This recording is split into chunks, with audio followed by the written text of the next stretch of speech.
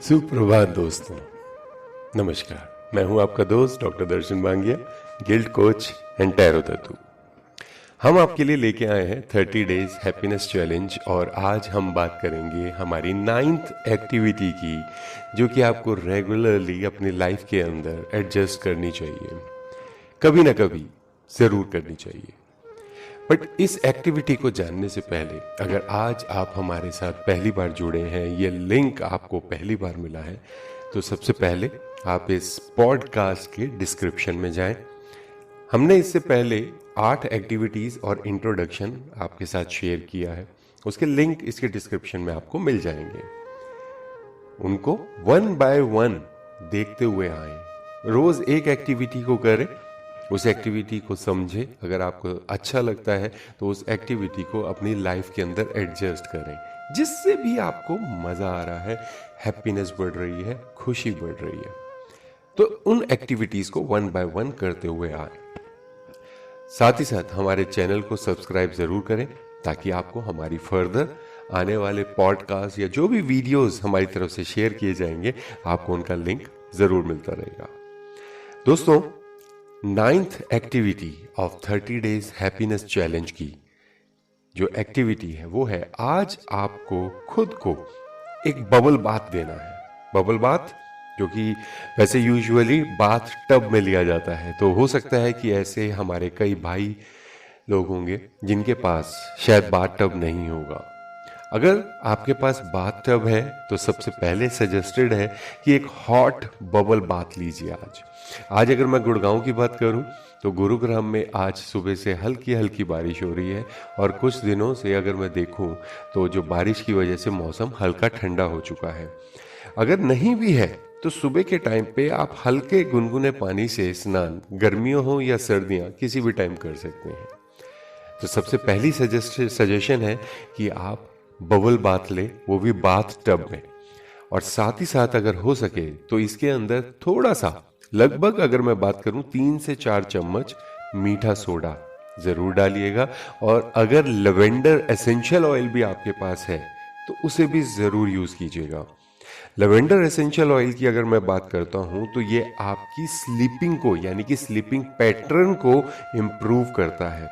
Stress buster है ये, आपके आसपास की हवा को प्योरीफाई करता है, आपकी स्किन को प्योरीफाई करता है। इस एसेंशियल ऑयल के बहुत फ़ायदे हैं। अलग अलग एसेंशियल ऑयल्स आते हैं, उनका कॉम्बिनेशन भी यूज़ किया जा सकता है, बट आप अभी बेकिंग सोडा यानी कि मीठा सोडा और लेवेंडर ऑयल्स की करीब 10 बूंदें अगर आपके पास बाथ टब है तो उसमें डालकर एटलीस्ट 30 मिनट्स टू 45 मिनट्स का एक बाथ या बबल बाथ ज़रूर लें। अगर आपके पास बाथ टब नहीं है, कोई बात नहीं, आप शावर स्नान यानी कि शावर अगर आपके घर में लगा हुआ है तो वो भी ले सकते हैं। वो भी नहीं है, कोई बात नहीं, बाल्टी में पानी भरिए, धीरे धीरे धीरे यूज़ करते रहिए, उसको अपने बॉडी के ऊपर डालते रहिए।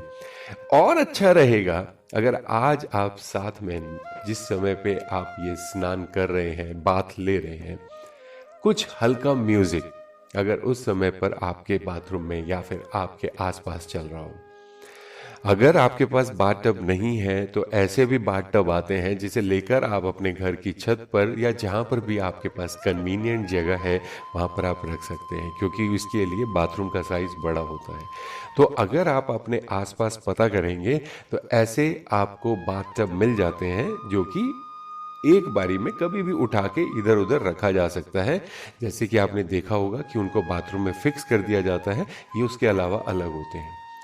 तो साथ के साथ म्यूजिक को एंजॉय करते हुए, खुद को उस पानी में सोक करते हुए इस लग्जरियस लाइफ को एंजॉय करना है।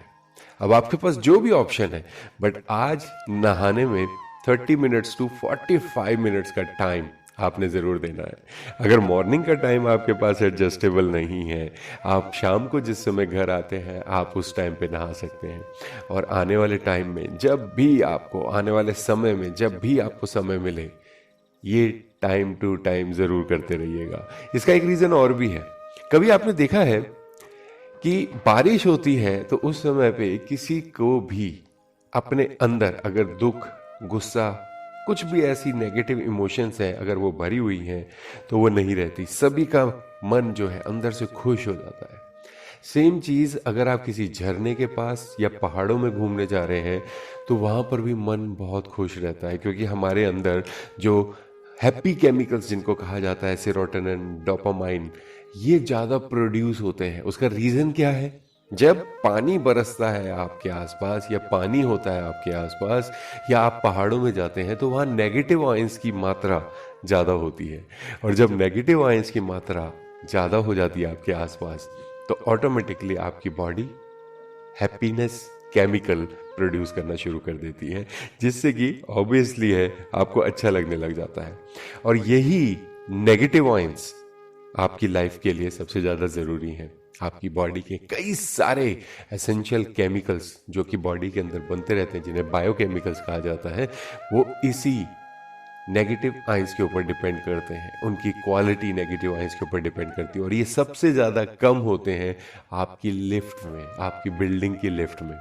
इसलिए एक और सजेशन भी साथ के साथ आ जाता है कि आप अगर हो सके तो बिल्डिंग की लिफ्ट कम से कम इस्तेमाल किया कीजिए, हो सके तो ना ही इस्तेमाल करें। जितना भी हो सके सीढ़ियों को इस्तेमाल करें, क्योंकि सीढ़ियों को इस्तेमाल करने से आपका ब्लड सर्कुलेशन फास्ट होता है, और जब आपका ब्लड सर्कुलेशन फास्ट होता है, कहीं पर भी अगर थोड़ा बहुत वेस्ट रह जाता है, चिपका रह जाता है, ब्लॉकेज होना शुरू हो जाती है, तो वो खुलना शुरू हो जाता है। जी हाँ, बहुत सारे फायदे मिलेंगे आपको इस तरीके से। बट आज की 9th एक्टिविटी है एक प्यारा सा 30 मिनट्स टू 45 मिनट्स का बबल बाथ।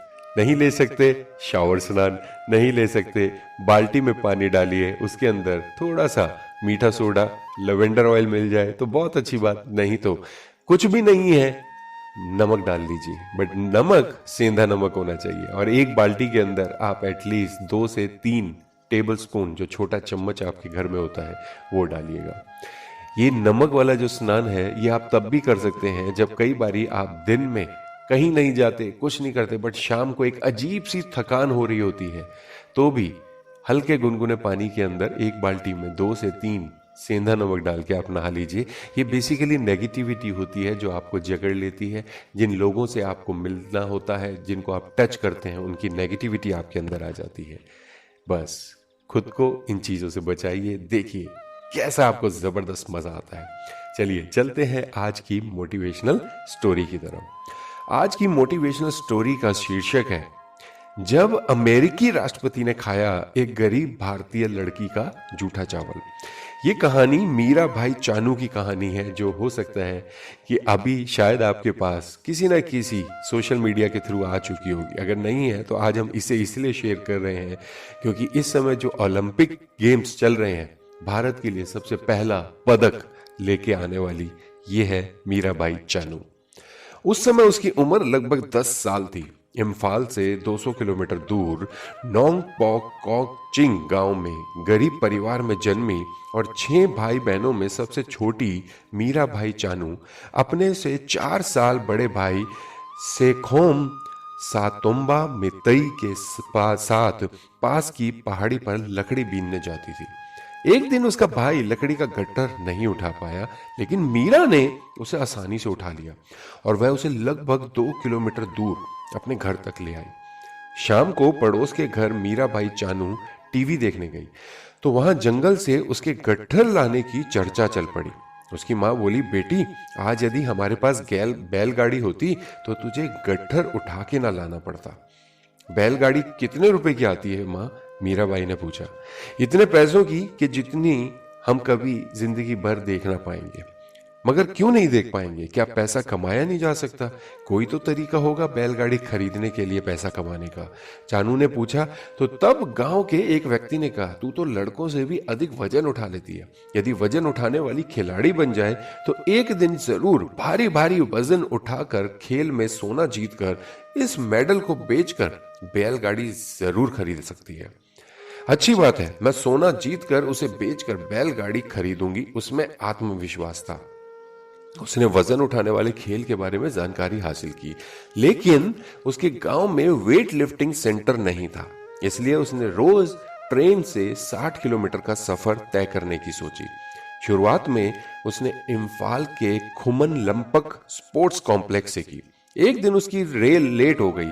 रात का समय हो गया। शहर में उसका कोई ठिकाना ना था, कोई उसे जानता भी ना था। उसने सोचा कि किसी मंदिर में शरण ले लेगी और कल अभ्यास करके फिर अगले दिन शाम को गांव चली जाएगी। एक अधूरा निर्माण हुआ भवन उसने देखा जिस पर आर्य समाज लिखा हुआ था। वह उसमें चली गई। वहां उसे एक पुरोहित मिला जिसे उसने बाबा कहकर पुकारा और रात को शरण मांगी। बेटी, मैं आपको शरण नहीं दे सकता। यह मंदिर है और यहाँ एक ही कमरे पर छत है जिसमें मैं सोता हूँ। दूसरे कमरे पर छत अभी नहीं डली है। एंगल पड़ गए हैं, पत्थर की सिलियां आई पड़ी हैं, लेकिन पैसे खत्म हो गए। तुम कहीं और शरण ले लो। मैं रात में कहाँ जाऊंगी बाबा? मीराबाई आगे बोली, मुझे बिना छत के कमरे में ही रहने की इजाजत दे दो।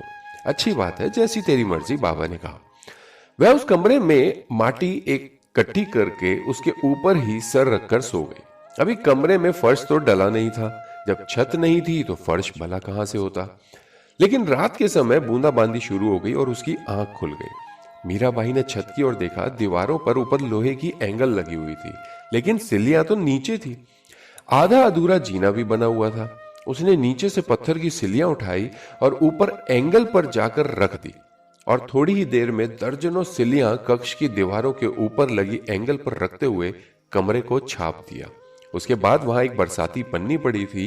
वह सिलियों पर डालकर नीचे से फावड़ा और तसला उठाकर मिट्टी भर भर कर छत पर सिलियों पर डाल दी। इस प्रकार मीराबाई ने छत तैयार कर दी। बारिश तेज हो गई।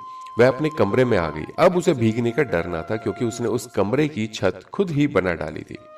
अगले दिन बाबा को जब पता चला कि मीराबाई ने कमरे की छत डाल दी है तो उसे आश्चर्य हुआ, और उसने उसे मंदिर में हमेशा के लिए शरण दे दी, ताकि वह खेल की तैयारी वहां रहकर कर सके, क्योंकि वहां से खुमन लंपक स्पोर्ट्स कॉम्प्लेक्स निकट था। बाबा उसके लिए खुद चावल तैयार करते और खिलाते। मीराबाई ने कक्षों को गाय के गोबर और पीली माटी से लीप कर सुंदर बना दिया था। समय मिलने पर बाबा उसे किताब थमा देते जिसे वह पढ़कर सुनाया करती, और उस किताब से उसके अंदर धर्म के प्रति आस्था तो जागी ही, साथ ही देशभक्ति भी जागी। इसके बाद मीराबाई चानू 11 साल की उम्र में अंडर 15 चैंपियन बन गई और 17 साल की उम्र में जूनियर चैंपियन का खिताब अपने नाम किया। लोहे की बार खरीदना परिवार के लिए भारी था। मानसिक रूप से परेशान हो उठी मीराबाई ने यह समस्या बाबा से बताई, तो बाबा ने कहा, बेटी चिंता न करो, शाम तक आओगी तो बार तैयार मिलेगा। वह शाम तक आई तो बाबा ने बांस की बार बनाकर तैयार कर दी, ताकि वह अभ्यास कर सके। बाबा ने उसकी भेंट कुंजू रानी से करवाई। उन दिनों मणिपुर की महिला weight lifter Kunju Rani Devi star थी और एथेंस ओलंपिक में खेलने गई थी। उसके बाद तो मीराबाई ने कुंजू रानी जी को अपना आदर्श मान लिया, और कुंजू रानी ने बाबा के आग्रह पर उसकी हर संभव सहायता करने का बीड़ा उठाया। जिस कुंजू रानी को देखकर मीरा के मन में विश्व चैंपियन बनने का सपना जागा था, अपनी उसी आइडियल के 12 साल पुराने विश्व रिकॉर्ड को मीरा ने 2016 में तोड़ा। विश्व रिकॉर्ड नहीं, ये राष्ट्रीय रिकॉर्ड था, वह भी 192 किलोग्राम वजन उठाकर।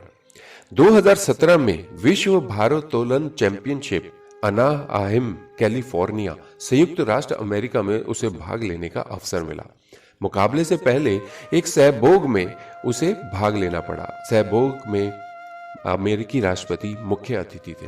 राष्ट्रपति ने देखा कि मीराबाई को उसके सामने ही पुराने बर्तनों में चावल परोसा गया, जबकि सब होटल के शानदार बर्तनों में शाही भोजन का लुत्फ ले रहे थे। राष्ट्रपति ने प्रश्न किया, इस खिलाड़ी को पुराने बर्तनों में चावल क्यों परोसा गया? क्या हमारा देश इतना गरीब है कि एक लड़की के लिए बर्तन कम पड़ गए हैं, या फिर इसके साथ भेदभाव किया जा रहा है? ये अछूत है क्या? नहीं मां महिम, ऐसी बात नहीं है। इसे खाना परोस रहे लोगों से जवाब मिला, इसका नाम मीराबाई है। यह जिस भी देश में जाती है वहां अपने देश भारत के चावल ले जाती है। वह विदेश में जहां भी होती है भारत का चावल उबाल कर खाती है। यहां भी ये चावल खुद ही अपने कमरे से उबाल कर लाई है। ऐसा क्यों? राष्ट्रपति ने मीराबाई की ओर देखते हुए उससे पूछा। महामहिम, मेरे देश का अन्न खाने के लिए देवता भी तरसते हैं, इसलिए मैं अपने ही देश का अन्न खाती हूँ। ओह, तो बहुत देशभक्त हो तुम। जिस गांव में तुम्हारा जन्म हुआ, भारत में जाकर उस गांव का एक बार अवश्य दर्शन करूंगा, राष्ट्रपति जी ने कहा। महामहिम, इसके लिए मेरे गांव में जाने की क्या जरूरत है? क्यों? मेरा गांव मेरे साथ है, मैं उसके दर्शन यहीं करा देती हूँ। तो अच्छा, कराइए दर्शन। कहते हुए उस लड़की की बात पर हंस पड़े राष्ट्रपति। मीराबाई अपने हैंड बैग लिए हुए थी, उसमें उसने एक पोटली खोली, फिर उसे पहले माथे से लगाया, फिर राष्ट्रपति की ओर करते हुए बोली, ये रहा मेरा पावन गांव, मेरा महान देश। ये क्या है? राष्ट्रपति पोटली की ओर देखते हुए बोले, इसमें तो मिट्टी है। हाँ, ये मेरे गांव की पावन मिट्टी है, इसमें मेरे देश के देशभक्तों का लहू मिला हुआ। सरदार भगत सिंह, राम प्रसाद बिस्मिल, चंद्रशेखर आजाद का लहू इस मिट्टी में मिला हुआ है। इसलिए ये मिट्टी नहीं, मेरा संपूर्ण भारत है। ऐसी शिक्षा तुमने किस विश्वविद्यालय से पाई है चानू? महामहिम, मेरी शिक्षा ऐसे विश्वविद्यालय में नहीं दी जाती है। विश्वविद्यालय में तो मैकॉले की शिक्षा दी जाती है। ऐसी शिक्षा तो गुरु के चरणों में मिलती है। मुझे आर्य समाज में हवन करने वाले बाबा से ये शिक्षा मिली है। मैं उन्हें सत्यार्थ प्रकाश पढ़कर सुनाती थी, उसी से मुझे देशभक्ति की प्रेरणा मिली। सत्यार्थ प्रकाश? हाँ, सत्यार्थ प्रकाश। चानू ने अपने हैंडबैग से सत्यार्थ प्रकाश की प्रति निकाली और राष्ट्रपति को थमा दी। आप रख लीजिए, मैं हवन करने वाले बाबा से और ले लूंगी। कल गोल्ड मेडल तुम ही जीतोगी, राष्ट्रपति आगे बोले। मैंने पढ़ा है तुम्हारे भगवान हनुमान जी ने पहाड़ हाथों पर उठा लिया था, लेकिन कल यदि तुम्हारे मुकाबले हनुमान जी भी आ जाए तो भी तुम ही जीतोगी। तुम्हारे भगवान भी हार जाएगा तुम्हारे सामने कल। राष्ट्रपति ने वह किताब एक अधिकारी को देते हुए फिर आदेश दिया, इस किताब को अनुसंधान के लिए भेज दो। इसमें क्या है जिसे पढ़ने के बाद इस लड़की में देशभक्ति उबाल मारने लगी है कि अपनी ही धरती के चावल लाकर हमारे सबसे बड़े होटल में उबाल कर खाने लगी। चानू चावल खा चुकी थी, उसमें एक चावल कहीं लगा रह गया तो राष्ट्रपति ने उसकी प्लेट से वह चावल का दाना उठाया और मुंह में डालकर चलते बने। बस मुख से यही निकला, यकीनन कल का गोल्ड मेडल यही लड़की जीतेगी। देवभूमि का अन्न खाती है ये। और अगले दिन मीराबाई ने स्वर्ण पदक जीत ही लिया, लेकिन किसी को इस पर आश्चर्य नहीं था सिवाय भारत की जनता के। अमेरिका तो पहले ही जान चुका था कि वह जीतेगी। बीबीसी जीतने से पहले ही लीड खबर बना चुका था। जीतते ही बीबीसी पाठकों के सामने था, जबकि भारतीय मीडिया अभी तक लीड खबर आने का इंतजार कर रही थी। इसके बाद चानू ने 196 किलोग्राम, जिसमें 86 किलोग्राम स्नैच में तथा 110 किलोग्राम क्लीन एंड जर्क में था, का वजन उठाकर भारत को 2018 राष्ट्रमंडल खेलों का पहला राष्ट्र पदक दिलाया। इसके साथ ही उसने 48 किलोग्राम श्रेणी का राष्ट्रमंडल खेलों का रिकॉर्ड भी तोड़ दिया। 2018 राष्ट्रमंडल खेलों में विश्व कीर्तिमान के साथ स्वर्ण पदक जीतने पर मणिपुर की मुख्यमंत्री एन बीरेन सिंह ने रुपए 15 लाख की नकद धनराशि देने की घोषणा की थी।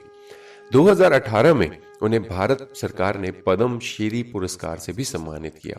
यह पुरस्कार मिलने पर मीराबाई ने सबसे पहले अपने घर के लिए एक बैलगाड़ी खरीदी और बाबा के मंदिर को पक्का करने के लिए 1 लाख रुपए उन्हें गुरु दक्षिणा में दिए।